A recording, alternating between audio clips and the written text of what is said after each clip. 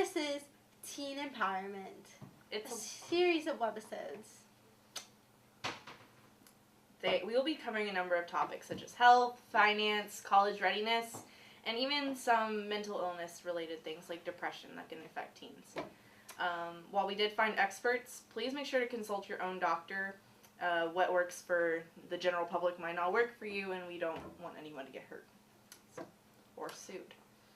Especially us.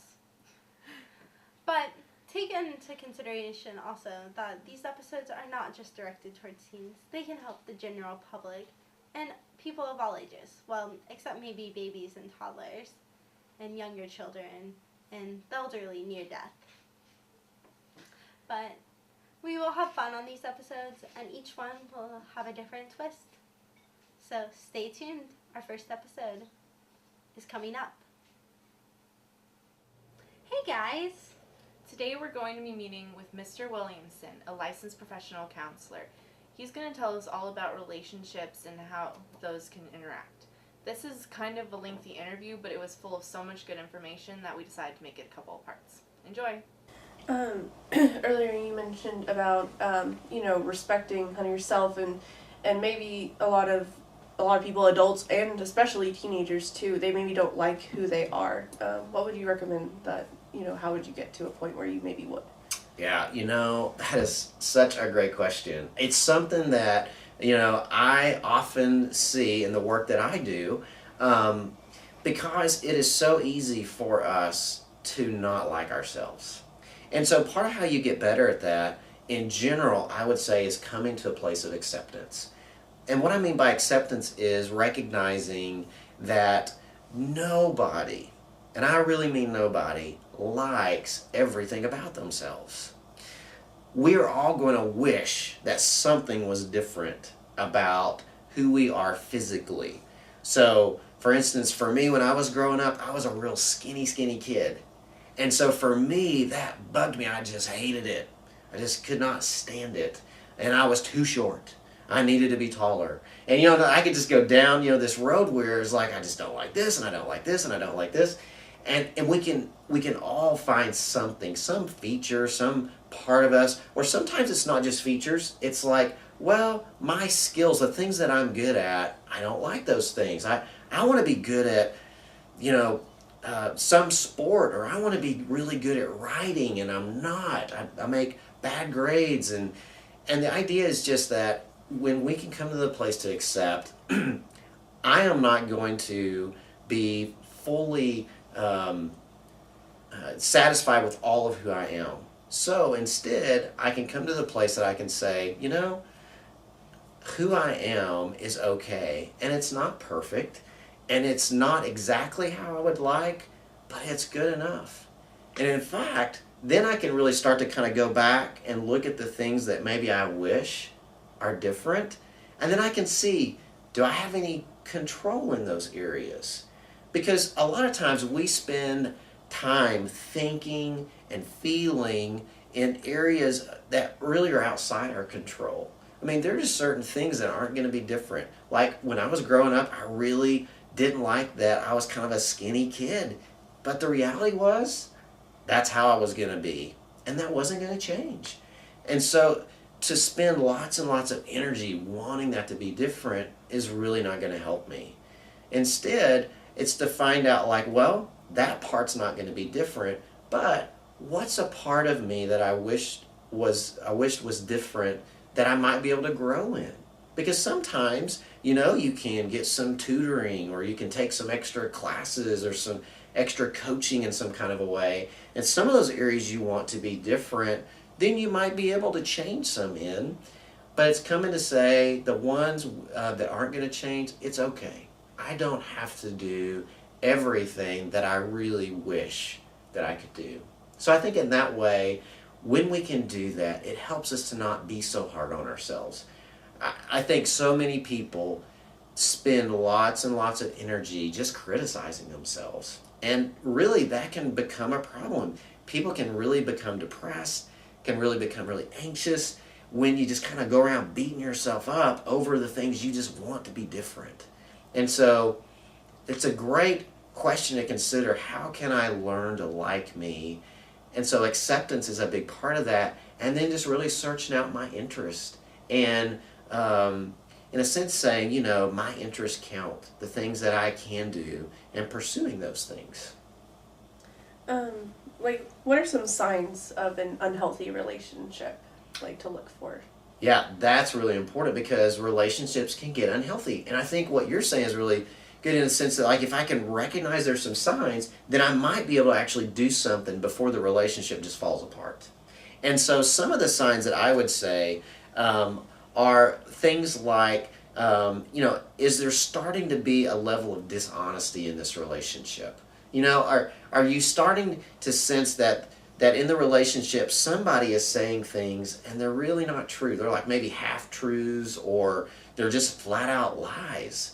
And that's really important because in a relationship, trust is a really important part of that relationship. And where there's dishonesty, trust is going to start to get broken.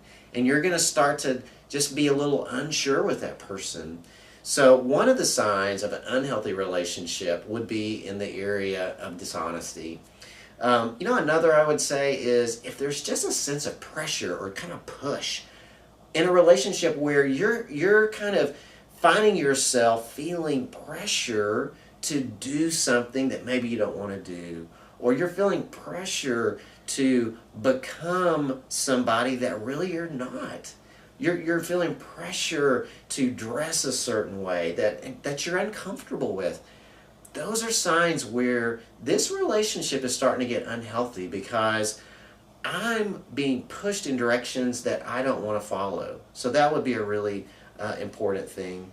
You know, I would say another unhealthy sign would be if there's communication that really tears down somebody instead of communication that really helps each other to kind of grow together. I mean, one of the really good things about a relationship is it's an opportunity to be in each other's life in a caring way instead of a relationship where it just kind of tear each other apart. Like, those are relationships that become destructive.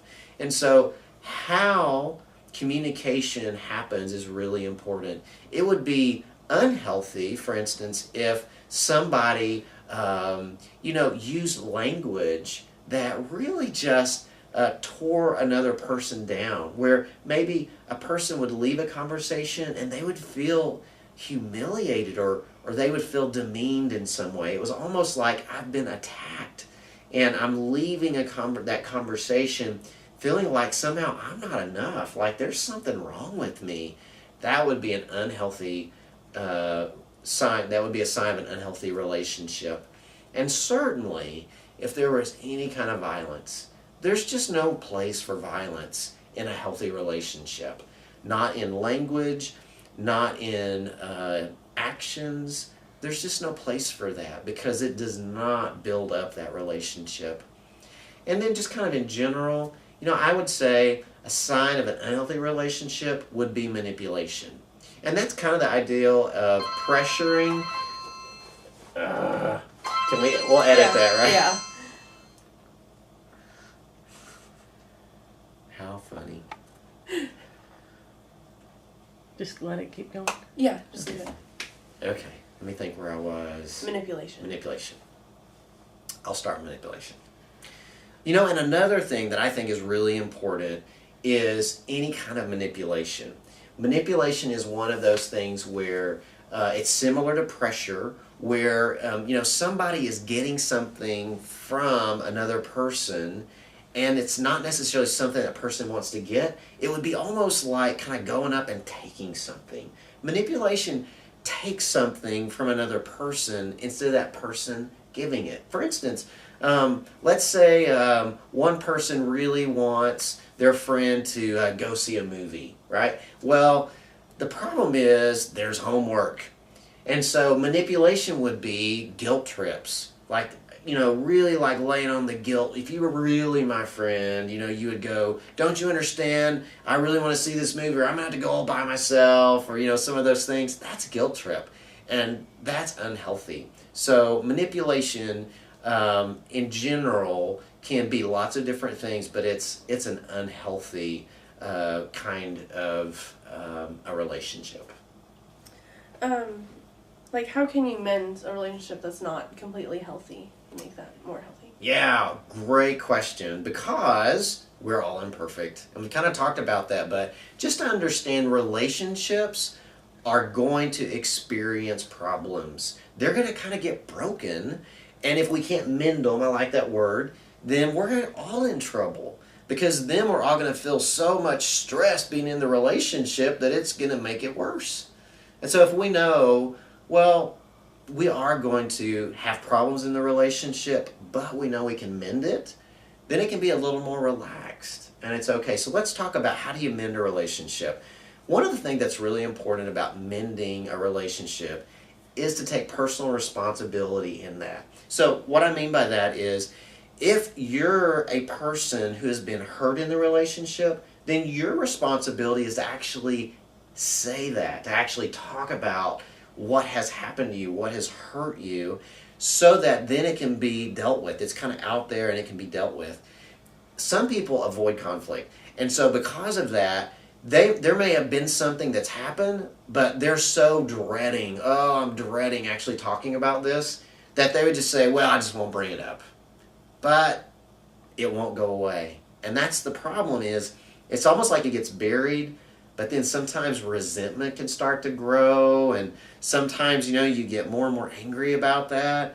So it's really important that if something has happened, you're willing to bring it up and talk about it. And then let's say that maybe you know that there's a problem and you've been wrong in the problem. The problem is because you've done something, you've said something, then to take responsibility for that is really important. And part of that is just to admit, like, you know what, I was wrong. And those are hard words to sometimes get out. I was wrong. But they're really powerful words, because what they say is, I'm acknowledging that I was wrong in this situation, in what I did, I was wrong. And when that happens, now it can be dealt with. And so by saying I was wrong, I can give thought to not only that what I did was wrong, but I can also give thought to, how did that impact you? And if you're a friend, then you know that person. You've kind of done some life with them, and so you might kind of know, this would really hurt you because this was something that was really important to you. Maybe it's a situation where I thought it was okay to talk about this part of your life with somebody else. I thought that was okay, but instead it really wasn't. And so now you're upset with me, and so I can understand I was wrong to have talked to somebody else about that. And I understand because that was something that was really important to you. And so I can then kind of go, well, I can imagine, you would really feel hurt by that. You would really feel rejected. You might even feel betrayed because you entrusted something important to you. You entrusted that to me, and I shared it with somebody else. And so acknowledging some of those feelings can really help a person to start that mending process.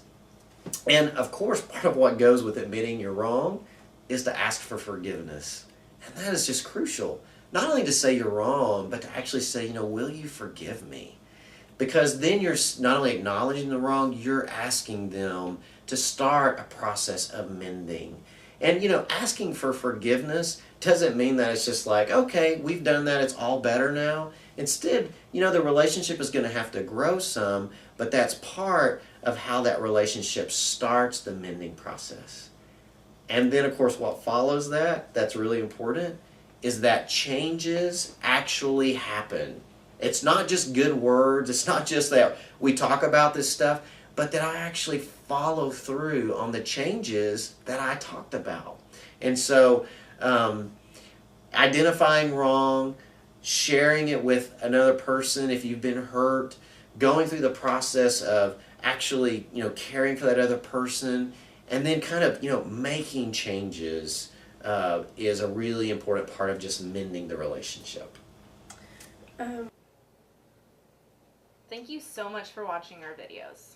If you have any comments or questions, feel free to leave them below in the comment section or even message us on Facebook. Yeah, we'd love to hear your suggestions too if maybe you want another video made about some other topic that we can help you out, like picking out cool stuff for your dorm room. We are both going through the college dorm room experience at the moment, and we would love to answer any questions about preparing for that experience, getting through it, or any advice on how to make it easier. Yeah, so just let us know what you think. Thank you so much for watching.